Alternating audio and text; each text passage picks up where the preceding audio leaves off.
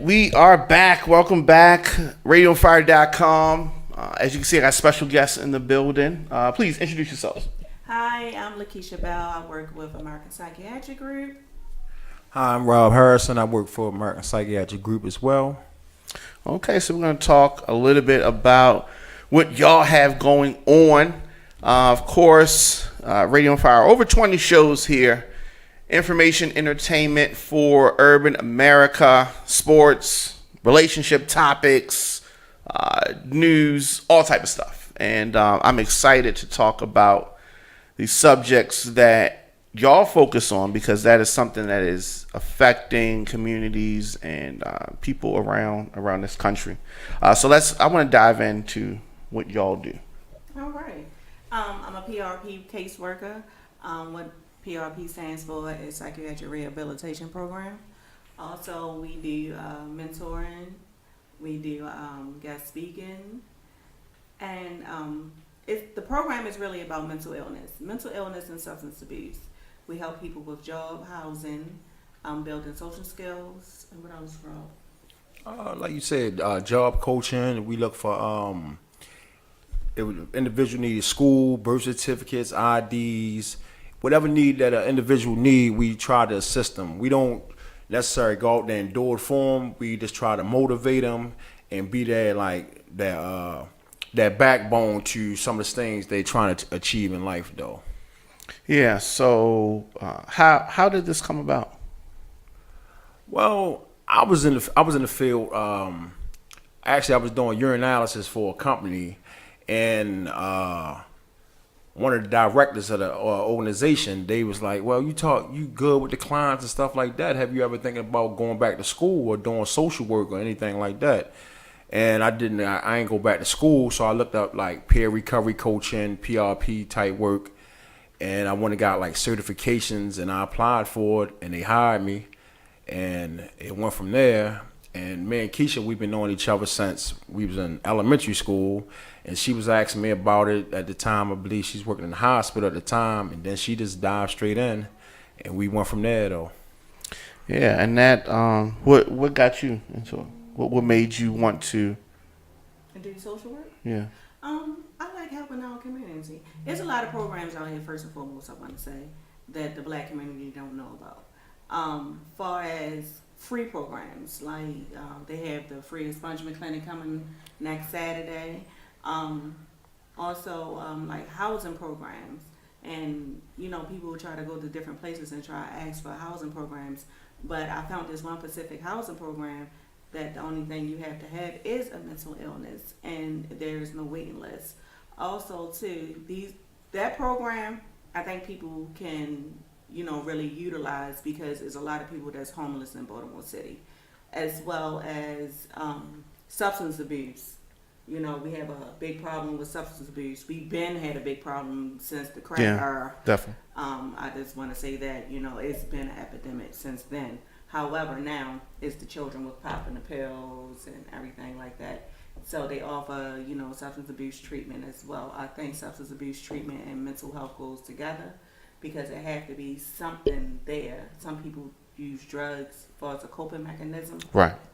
So I think I can relate to it because of my family and stuff like that. And then, I did go to school, and I graduated last year for social work, so human services. So that's about it. But I think Rob is really playing down his position, because he really know people firsthand, and I think that he is. I'm not trying to put you out there, but no, like I'm not, because his background, like, he is really relatable, and he know firsthand, not with substance abuse, but far as being in trouble and stuff like that, and how I think when people say they go to prison, and some people don't be rehabilitated, and that's what prison's supposed to be for anyway, rehabilitation, but he is really like the good product. Yeah, because at a young age, I went to prison. And the reason why I led me up to prison, I was living down to everybody's expectations. Rob, you'll do this, you wild. So I was letting that feed my ego, or what I thought was the ego, though. And basically being tricked by the older guys who you say protect the neighborhood and stuff like that, and you have a dispute. And we say it now though, instead of just like, look, man, it ain't worth it. You had people always say, man, hey, take this gun. You're a real man. You pull out the gun, use the gun. And a lot of people, they get that into their mind, though. And people believe it ain't a way out unless you sell drugs or play basketball or any type of sport, though. So we don't necessarily, a lot of people don't necessarily like, man, you go to school, you get a job, hard work, and surround yourself with those other individuals who doing those positive type things. Instead of, you ain't gonna, it ain't gonna add up equally if you saying you going to school or you trying to work and you still want to hang on the corner. That's why we always hear about, hey, why they kill Joe Blow, why they kill such and such. He was a good guy, but he couldn't leave that part of his life back. You know what I'm saying? So I went to prison. I came home, and what blessed me is people placing things. That was the key thing. People placing things, like really being around positive people. You know, people that lift you up, people that just don't count you out. Because even your homeboys or the people you deem as your friends, they count you out. You gonna wind up back in there, or you gonna go through this. And then when I came out, I seen like the drug epidemic was at an all-time high, because people use drugs more often for self-medication though, man. Like, you can have a mental disorder, but you want to escape reality by taking a pill, smoking weed, crack, opioids, or you can have a physical ailment. Most people we see with a physical ailment, they say, all right, I'm going to take some heroin, I'm going to be all right as soon as I put my blast up in me though. So these are the things that I recognized, and I just want to be a part of it though. And like Keisha said, I didn't do drugs directly, but I watched my mother die from using drugs. My mother, she died from having AIDS, shooting heroin for years. My father, he came home from prison. He OD'd. So, and I didn't understand it back then, that it was a sure enough disease though, you know, because I don't think I knew about broken promises. You know, your parents, I'm going to do this for you, I'm going to do that for you. But the disease is live and real though, because we know people that give you the shirt off their back. But them drugs, they take all that, the good away from them, so we see the bad part of it. And for a time, I felt a certain way about people with substance abuse issues, though. I was one of the ones out there, you junkie MF or you doping person, and I was part of the problem, though. But once you get educated on it, though, you realize this is a disease, man. And the person who you love, my mother, she was overcome by the disease, though. My father overcome by the disease of drug addiction. So I just wanted to be a part of that and just help out. She's right. You were holding back. That's a hell of a story. And so you feel like you're making a difference by helping these people that are, for all intents and purposes, strangers. A lot of times. True, you know what I mean? indeed. These not friends or family members. These are people that you just get to know, and then you just become involved in their lives. Right. Absolutely. Right.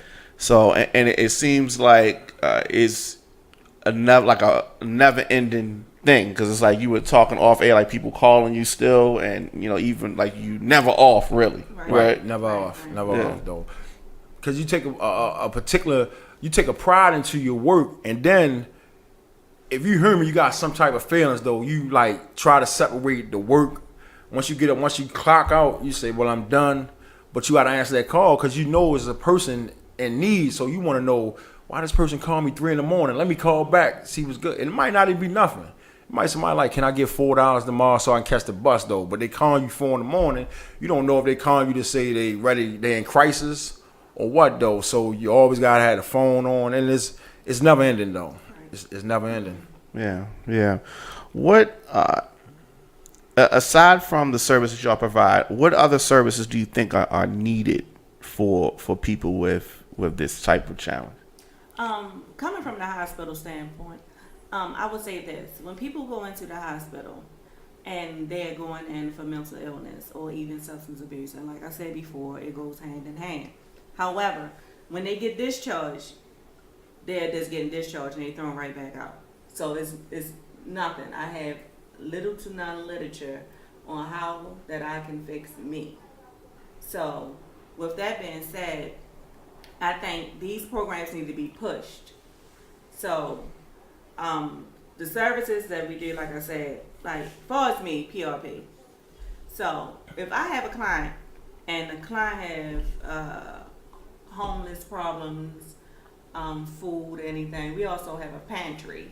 Mm-hmm. It's a pantry that our director has. Like a food pantry. Yeah. And it's open to whoever. It don't have to be a client of the program. So what I do is I jumpstart on the housing applications because right now we do have another crisis. Baltimore is known for people that's being homeless. Okay, you know I'm not gonna just sit up here and hide it. So I jump on that right away and I try to call around places to see. Like I said before, I found out about this one program that if you have mental illness, you know, it's no waiting list. A lot of housing programs out here have wait lists. I think it should be more programs open to where so we have like a crisis bed everywhere. You mean like they can immediately just get in? Immediately just get in because people are really, and I know this, when they get discharged from the hospital, they still left with nothing. Like, okay, I came here to get help. Right. But it, I mean, it's nothing much out here.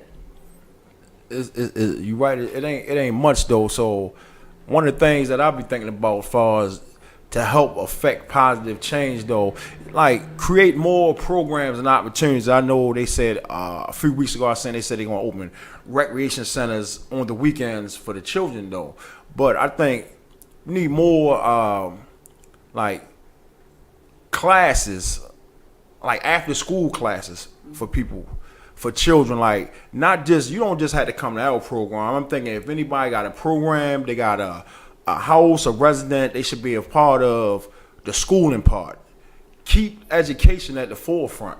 Even I was thinking like, well, what part of education programs? There's a lot of brothers and sisters out here probably want to cut hair. There's so many abandoned buildings around here. We can utilize a lot of abandoned buildings in the city. Open up some places, not just, recreation is good for a point, but let's focus more on education. Let's focus more on a skill set to give somebody some type of hope. The hair cutting industry or the hair dressing industry, it's never going to die though.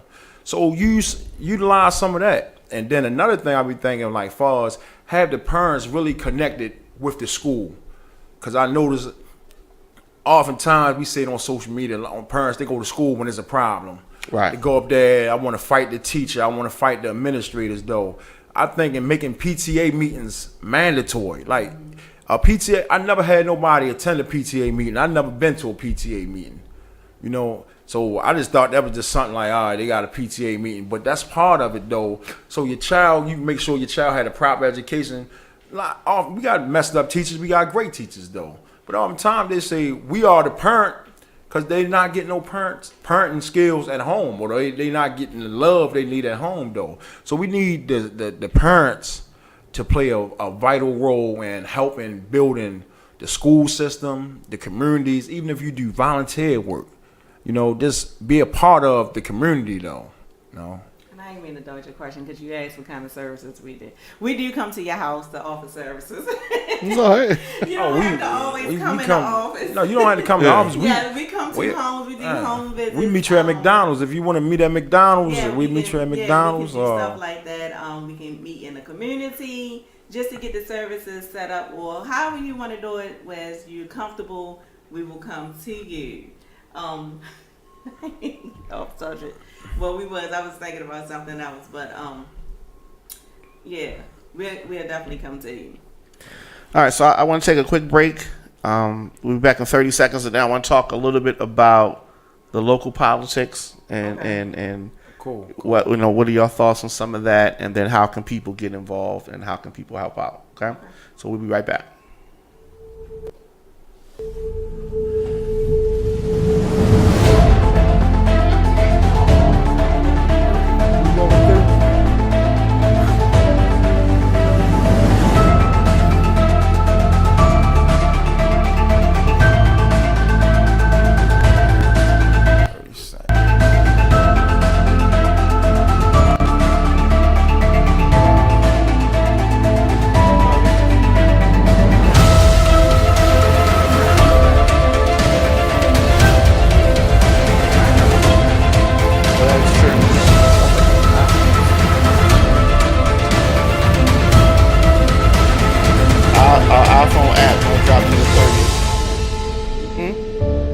iPhone, the Apple app didn't drop till the don't drop till the 30th.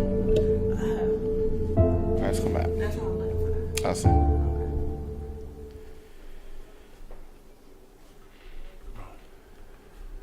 Okay, we are back. Of course, radioandfire.com.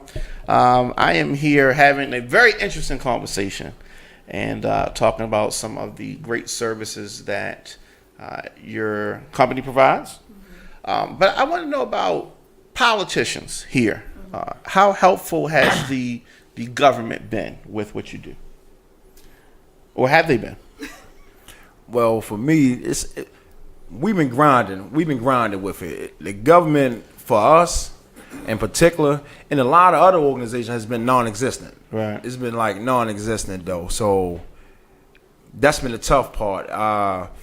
Keisha herself, she's emailed the local government on a couple of different occasions, no responses. And our supervisor, Ms. Laura, she done the same thing, no response.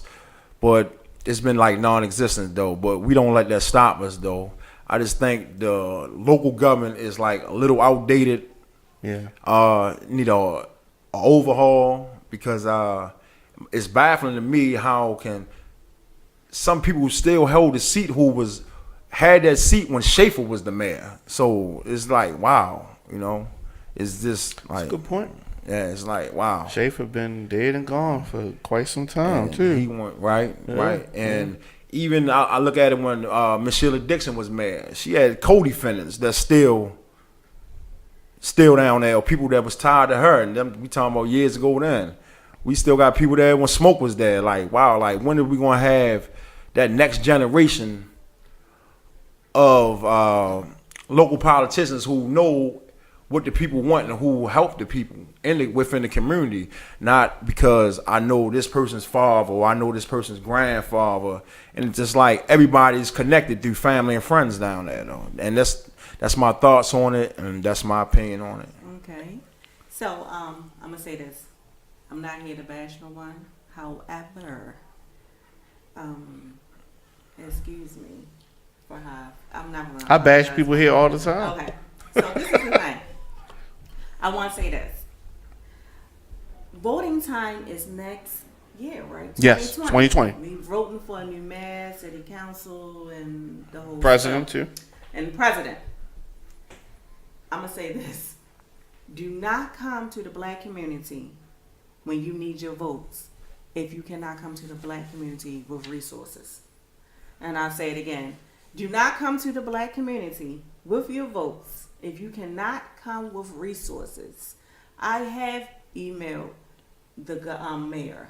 I have city council and the city councilor, I think Costello or something like that. Yeah. I gave them some information for us, the program.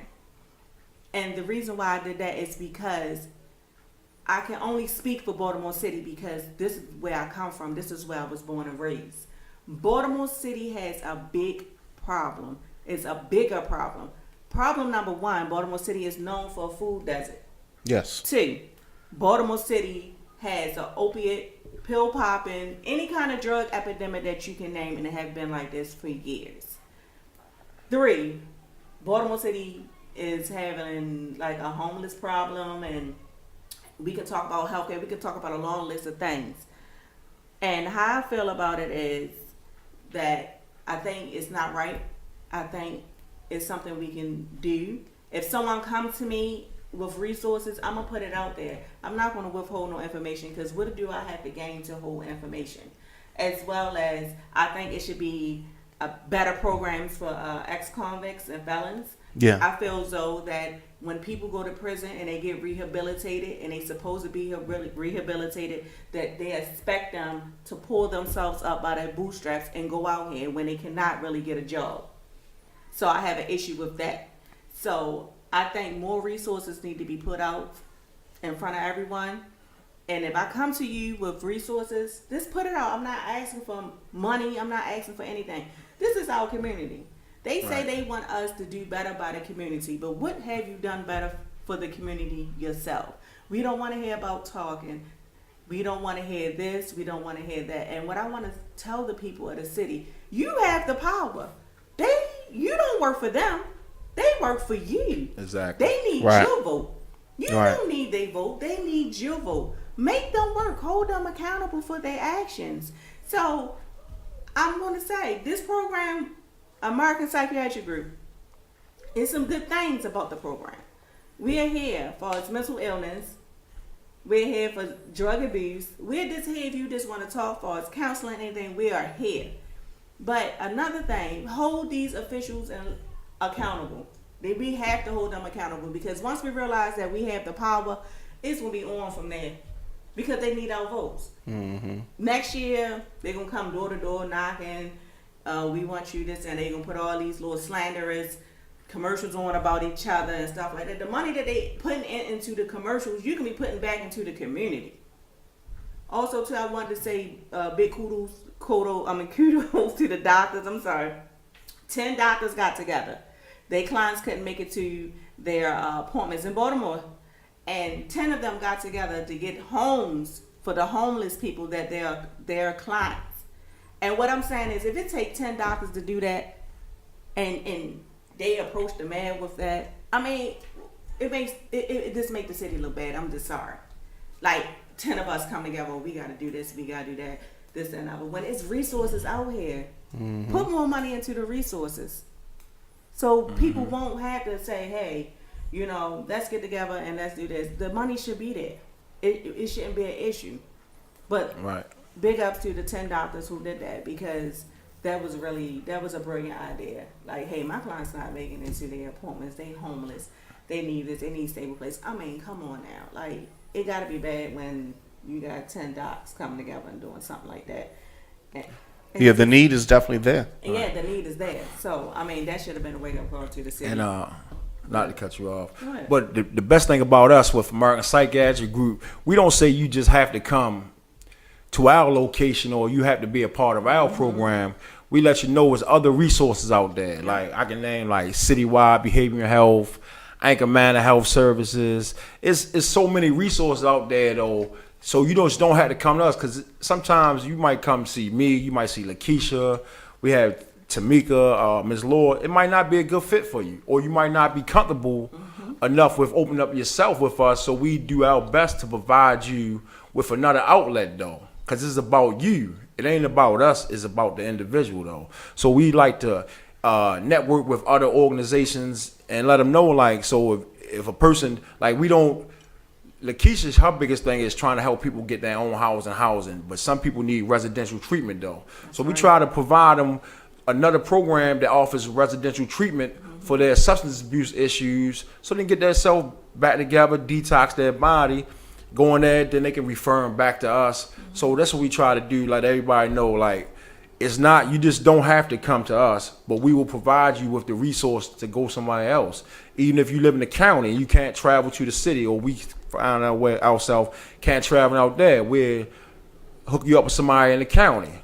So it's just providing the services, man. And the services just don't come through us. They come through so many different programs in the city, though. Absolutely. So before we go, I want to ask a couple of questions, and forgive me if these people should know this already, but does a person trying to become involved in your program, do they need to be referred to you, or can they reach out to you themselves to receive services? Yeah, they can reach out to us themselves though. Okay. They can reach out to us ourselves. We always had walk-ins Monday through Friday. We had walk-ins, and it's just like you see a therapist, you see a our therapist, social worker, or whatever on hand though, and you come in and let the ball rolling though. So a person could possibly need your services if what would make someone a candidate? Everyone is a candidate. Okay. Everyone is a candidate. That's good. Everyone. We all That's good. suffer from some kind of mental illness, some way. Somebody can be anxiety. It can be bipolar. It can be schizophrenia. It can be any. We all suffer in some straight or form PTSD from family. It can Right. be anything. Anyone can come and most of us, Yes. I'm saying most of our people, especially if you grew up in Baltimore City and Baltimore County, though, at some point in your life, you received some type of trauma, whether in the house, Sure. a friend, a family member, relative has got killed, somebody died, and oftentimes we don't even have a debriefing with that though. Like I can hang with this guy all day, every day, or this woman all day. They get killed. We put a few balloons on the poles, some teddy bears, and it's just gone. Yep. So people only had them open conversations about loss.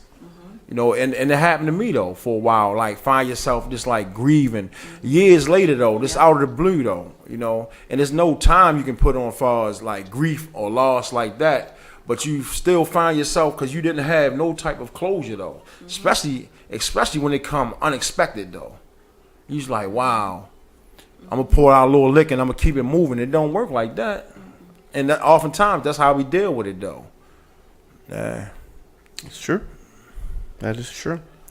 So again, how can people stay in touch and help? How can people help? People can help by the number one thing people can help get yourself if you know a friend or family or something like that, just try to grab the resources that you can give to a family or friend. That's the number one thing. Like I say, you don't have to just come to American Psychiatric Group. It's like if you see some warning signs, or if you know a child, a friend, reach out to somebody. It's still other resources that's provided in the city. If you know somebody that need a job, number one, you can tell them, point them to one of the career centers. Reach out to you on the radio, on the social media. Just reach out to people to grab these resources though. So, but if you want to like directly contact us, you can reach me by email or Keisha by email, or it's just provide resources. Send them somewhere where they can get the best help, because we're not equipped. A lot of people ain't equipped to give you a diagnosis because you're not a professional. So we don't know. Right. So we can just say, oh man, you're gonna be good. Somebody you done had, not to hold up the show too long, you done had somebody like, hey, my knee hurt. Oh man, I hurt my knee too. You gonna be all right though. We don't know we're not the professionals, so we People can't do say really that. yeah. Keep it moving. You all right, but we not the professionals though. Just try to get them the professional help and get them somewhere where they feel comfortable enough to talk. Because that's all people sometimes, just let me get it off my chest though, because I'm holding it up. And then sometimes to get it off, it might be an explosion at the wrong time when they get it off though. So just look for the resources throughout Baltimore City. There's a lot of private companies that's out here. You don't just have to go to Johns Hopkins. There's a lot of companies out here, even here in this area that you in. Maryland Avenue. Yeah. Up and down Maryland Avenue. That's true. There's a lot of different programs and stuff like that though. So. And this is one of the big centers, like right here where we at right now. Yeah, so. Yeah, definitely. So it is American Psychiatric Group. Yes, It's American Psychiatric Group. It's 17 East Franklin Street.